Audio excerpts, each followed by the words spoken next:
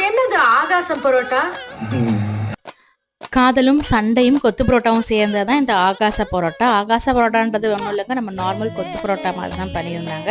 இதுக்கு வந்து தோசை சட்டியில் எண்ணெய் ஊற்றிட்டு 2 பெரிய வெங்காயம் சேர்த்துருக்கேன். இது கூட ஒரே ஒரு குட்டி தக்காளி, 2 பச்சை மிளகாய் சேர்த்து நல்லா வதக்கிட்டு இது கூட உப்பு சேர்த்துட்டு மிளகாத்தூள், மல்லித்தூள், மிளகுத்தூள் எல்லாமே ஒவ்வொரு ஸ்பூன், அப்புறம் கரம் மசாலாவும் சீரகத்தூள் மட்டும் 1/2 ஸ்பூன் சேர்த்துக்கிறேன்.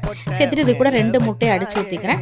அடிச்சு ஊற்றிட்டு முட்டையை நல்லா போட்டு நல்லா மிக்ஸ் பண்ணி விட்டுக்கிறேன். மிக்ஸ் பண்ணிட்டு முட்டை வேகிறதுக்கு முன்னாடியேவும் நம்ம பரோட்டாவை போட்டுக்கலாம். பரோட்டா வந்து வீட்டிலேயே செஞ்ச பரோட்டா, அதனால நல்லா சாஃப்டாக இருந்துச்சு. இது கூட கொஞ்சம் மட்டன் சால்னா ஊற்றிக்கிட்டேன். ஊற்றி நல்லா மிக்ஸ் பண்ணி விட்டுட்டு ஒரு 5 நிமிஷம் நல்லா ஃப்ளேம் ஹையில் வச்சு இது மாதிரி கொத்தி விட்டோம்னா கொத்து பரோட்டா ரெடி ஆகிடுச்சு. ஃபைனலாக கொஞ்சோண்டு கருவேப்பிலை, கொத்தமல்லி போட்டு நல்லா கொத்தி விட்டுட்டு நல்லா சூடாக வாழை இலையில் மடித்து சாப்பிட்டோம்னா டேஸ்ட் அவ்வளோ நல்லா இருக்கும் கொத்து பரோட்டா. நான் வந்து நார்மல் பிளேட்டில் தான் வச்சுருந்தேன், ஆனால் டேஸ்ட் ரொம்ப நல்லா இருந்துச்சு. இதுதான் ஆகாச பரோட்டா. ட்ரை பண்ணி பாருங்கள். சப்ஸ்கிரைப் பண்ணிக்கோங்க.